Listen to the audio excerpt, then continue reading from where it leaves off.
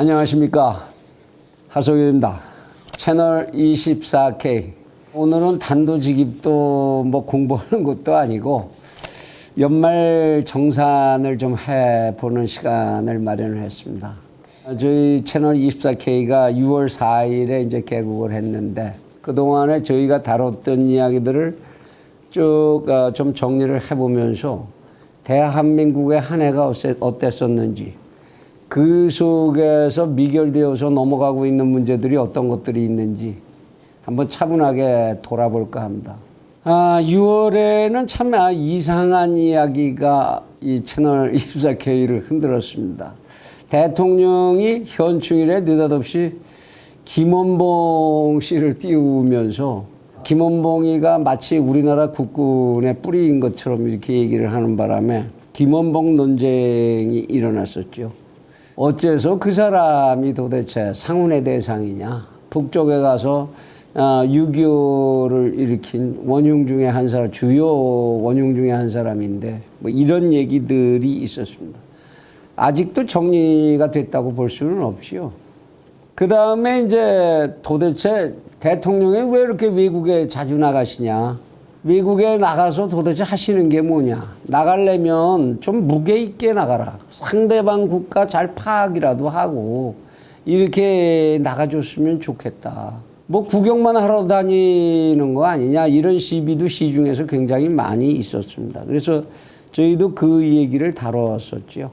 그리고 7월 들어서 이제 투키디데스 함정 이야기가 나오면서 한반도의 위기, 전쟁 위기에 관한 이야기들이 불거져서 그 문제를 다뤘었습니다.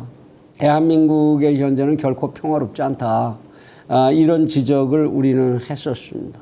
그리고 나서 막바로 이제 한일 외교 통상 분쟁이 일어났습니다. 대법원에서 강제징용자들이 청구한 청구권에 대해서 보상해줘야 된다, 일본이 보상해줘야 된다라는 판결을 내리면서 이 문제가 한일 양국 간의 초미 지급의 과제로 등장했죠. 이것에 따라서 우리가 이제 법원 판결을 이행하기 위해서 강제징용을 했던 일본 회사의 자산을 이제 처분하겠다 이러고 들이대니까 일본에서 이제 삼성전자가 쓰고 있는 중요한 부품들에 대한 수출 우대 정책을 철회하겠다, 이렇게 맞받으면서 한일 간의 통상 외교 분쟁이 극단으로 치달았습니다. 사실 이 이야기의 뿌리에는 우리나라 대법원의 제가 보기에는 명백한 월권이 우선적인 문제가 됐던 것 아닌가 싶습니다. 이 강제징용의 사건은 언제의 사건이냐? 1941년부터 1943년 사이에 일어났던 사건이라고 명시가 되어 있습니다. 그러면 1941년과 1943년에 대한민국에는 어떤 법이 있었습니까? 대한민국은 그 당시에 존재하지 않았습니다. 대한민국은 1948년에 비로소 헌법을 가지고 건국을 했습니다. 우리의 헌법은 1948년부터 유효하죠. 아무리 헌법의 전문에 3.1 정신과 그리고 임정의 정신, 법통을 이어받는다고 명시했다고 할지라도 1948년에 제정된 헌법을 가지고 1941년에서 43년에 발생한 사건의 법률적 판단과 사실적 판단을 할 수 있느냐? 그거는 명백하게 잘못된 일이 아니냐. 이거와 관련해서 샌프란시스코 협약, 승정국과 패전국 사이에 있었던 이런 협약, 이것도 대한민국의 헌법이 있기 전이었기 때문에, 그래서 그때 문제를 어떻게 처리할 거냐, 대한민국 헌법이 있기 전의 문제를 어떻게 처리할 거냐에 대한 국제적 협의일 뿐이지, 그것이 우리의 헌법의 가치를 대신할 수는 없는 거죠. 우리 같은 민족이니까 우리 법을 적용하겠다. 그리고 그 당시에 41년에서 43년까지 한국을 지배했던 조선 총독부령은 그건 을사늑약이 무효이니까 무효다, 이렇게 주장한다면, 만일 을사늑약이 무효라면 좋습니다. 저는 그 무효라는 데 찬성하는 사람입니다. 그러면 41년부터 43년까지의 한반도를 통치하는 법은 경국대전이어야 합니다. 조선왕조의 경국대전이어야 하죠. 만일 우리 대법원의 논리와 같다면 그러면 지금 이성계를 불러다가 군사 쿠데타범으로 처벌해야 됩니다. 우리 민족의 역사니까. 어디까지 올라가겠습니까? 그 다음에 이 징용 판결을 청구한 당사자들, 징용 피해자들, 그분들이 역사를 대국적이고 전 국가적 차원에서 자신들의 아픔을 이해하려고 하고 해소하려는 노력이 필요했겠죠. 국가를 위해서라는 그러한 가치관에 입각해서 한 번쯤 자기 자신의 문제를 폭넓게 되돌아봤더라면 이렇게 국가적 분쟁까지를 만들지는 않아도 되는 것 아니었는가. 그런 생각을 지금도 버릴 수가 없습니다. 지구상에는 수없이 많은 전쟁과 침략, 지배, 수탈, 약탈, 우리 이웃에 있는 나라들도 전부 그런 역사를 가지고 있죠. 그들이 지금까지 그렇게 보상, 사과에 매달리고 있는지 그 역사들을 한번 넓은 시각으로 되짚어봐야 하지 않는가 싶은 생각을 합니다. 그 다음에 이제 인사청문회, 장관을 임명하는 인사청문회를 두고 대통령이 국회의 인사청문회는 뭐 있으나 마나 뭘 하고 거기가 얘기 나오던 그냥 임명을 하고 가는 바람에 인사청문회 이게 왜 있어야 되는 거냐. 이런 문제들이 또 심각하게 우리 사회를 흔들었습니다. 8월에 이르면서 대통령이 이제 8.15 담화를 내면서 그때 참 기가 막힌 이야기들을 쏟아냈습니다. 말하자면 연방제 통일로 가겠다는 얘기를 본격화했고 한국의 경제를 평화 경제로 살리겠다라는 이야기를 끄집어내면서 또 우리 사회가 요동을 쳤습니다. 그리고는 곧바로 이어진 게 이제 검찰 개혁. 이 검찰 개혁뿐만 아니라 이거는 이제 패스트 트랙이라는 낯선 이야기 용어를 등장시키면서 여기에 이제 정치 개혁과 검찰 개혁. 정치 개혁이라는 거는 선거법을 고친다. 검찰 개혁은 공수처를 만든다. 이 두 개의 핵심 사안을 놓고 이 사회가 완전히 두 쪽으로 갈라지는 그런 모습을 보이게 됐습니다. 결국 이것이 2020년에 대한민국의 운명을 가름하는 중요한 요소가 되지 않을까 싶은 생각을 하게 됩니다. 그리고는 1년 내내 시끄러웠던 게 조국과 그의 가족 또는 그를 둘러싼 청와대의 세력 뿐만 아니라 이제 자금을 만들기 위해서 이러저러한 회사를 경영을 하고 사모펀드를 이용을 해서 참 수상스러운 자금 운영을 했다. 이런 것들까지가 지금 현재도 계속 풀리지 않는 문제로 진행이 되고 있는 중입니다.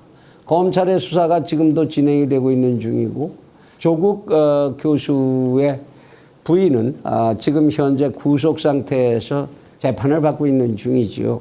이 공수처법하고 그 비례대표 이 계산 방식 뭐 이런 건 정말 우리들의 머리를 정말 혼란시키고 웬만한 전문 지식을 가진 사람들도 알아듣기 힘든 난수표 같은 이런 제도인데 이것들이 그 이후에 계속 우리를 괴롭히고 있습니다. 그리고 10월에 이제 한 고등학교에서 인원고등학교에서 우리의 자녀들이 이런 교육 하지 마세요. 더 이상 이런 교육 못 받겠어요. 하고 전교조의 교육에 반기를 들고 나섰었습니다. 이 학생들은 이제 거의 운동가들이 돼가고 있습니다. 이 사회는 이 문제에 대해서 자녀들을 위한 어른스러운 아무런 대안도 내놓지 못하고 있습니다.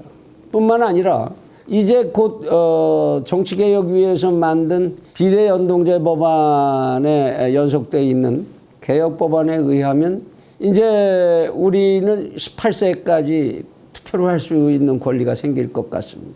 그러면 18세면은 고등학교 3학년인데요. 고등학교 교실이 본격적으로 이제 정치의 일선 현장이 될 것 같습니다. 감수성 예민하고 피가 끓는 그 젊은이들이 무사히 아주 현명하게 정치로부터 독립되어서 교실을 관리할 수 있을지 과연 일부 정치적 성향의 선생님들이 이들을 그냥 내버려 둘지 정말로 걱정이 되는 그런 시점입니다. 또한 이 사회는 여론조사라는 게 정말로 막 횡행을 하고 있는데요. 이 정치 여론조사, 이거 도대체 우리에게 무슨 이익을 주는 거냐.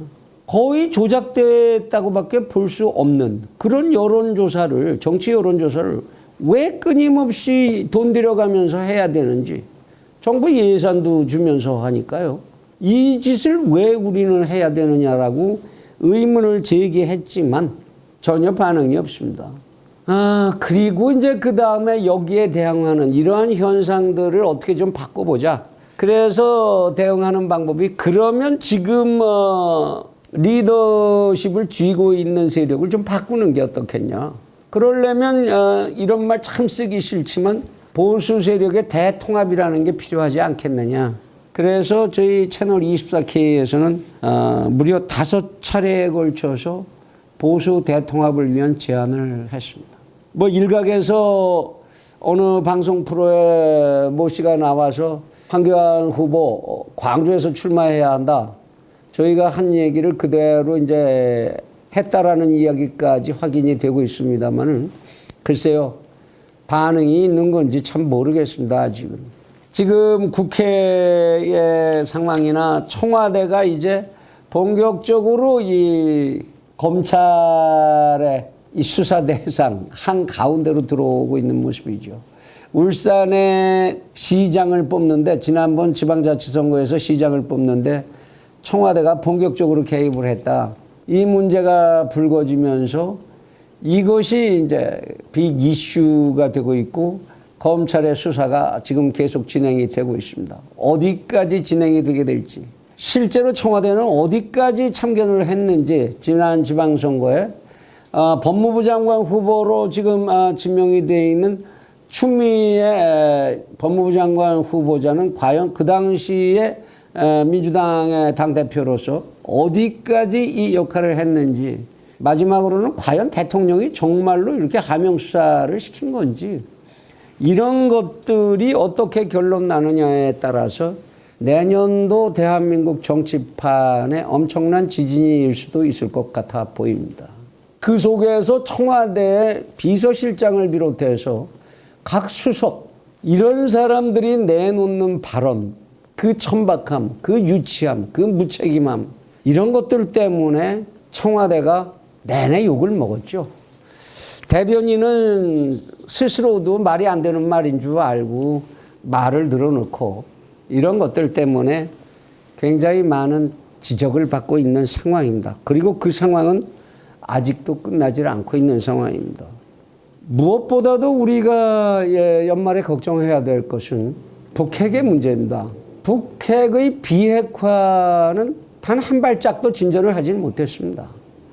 트럼프가 뭐 설레발을 치고 했습니다마는 결국 세상의 모든 논리를 돈의 논리로 바라보는 것뿐이다라는 것이 거의 명백해지고 있는, 그의 가치관이 그것뿐이다라는 게 거의 명백하게 드러나고 있는 시점에서 과연 이 문제가 어떻게 풀려나갈 수 있을지, 제가 보기에는 북한이 비핵화되기는 영원히 틀린 것 같습니다. 그런데 대한민국은 무엇을 했느냐 하는 거죠. 대한민국의 대통령은 수없이 외국을 다니면서 외국 정상들을 만나서 북한 좀 도와달라는 얘기밖에 안 했습니다. 그래서 우리는 우리의 안보의 수준은 지금 어떻게 돼 있는 것인지 참 답답합니다. 북한은 비핵화 절대 할 리가 없다. 그러면 우리는 뭐 해야 되냐. 중국은 동부 지역에 수천 개의 미사일을 우리를 향해서 배치해 놓고 우리 보고는 사드도 설치하지 말라고 그래도 거기다 대고 말 한마디를 못하는 우리의 안보 수준. 과연 이 나라가 어디로 가고 있고 어디로 갈 것인지 참 방향을 잡기 힘든 그런 답답한 연말입니다. 이런 상태에서 우리의 이런 문제를 해결하겠다고 국회에 진출해서 어른 노릇을 하고 있는 국회 지도자들은 4+1이라고 하는 참 희한하기 이를 데 없는 그런 유령 조직을 만들어서 마구 천국을 휘젓고 있고, 늘 제가 이 프로를 진행하면서 말미에 말씀드렸듯이 이 나라를 지킬 수 있는 유일한 힘은 우리 자신밖에 없는 것 같습니다. 이 문제들은 고스란히, 지금까지 말씀드린 이 문제들은 고스란히 내년으로 그대로 숙제로 넘어가고 있습니다. 내년에는 그리고 총선이 있을 겁니다.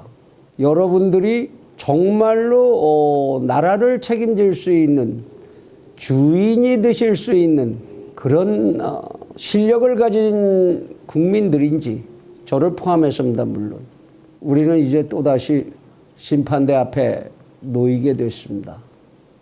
세상 아무리 어렵고 산란할지라도 부디 건강들만은 잘 챙기시길 바랍니다. 그렇게밖에는 당부를 드릴 수 없는 이 채널 24K의 심정, 이 심정을 여러분들이 이해해 주시길 빕니다. 새해 아침에 다시 뵙겠습니다. 감사합니다.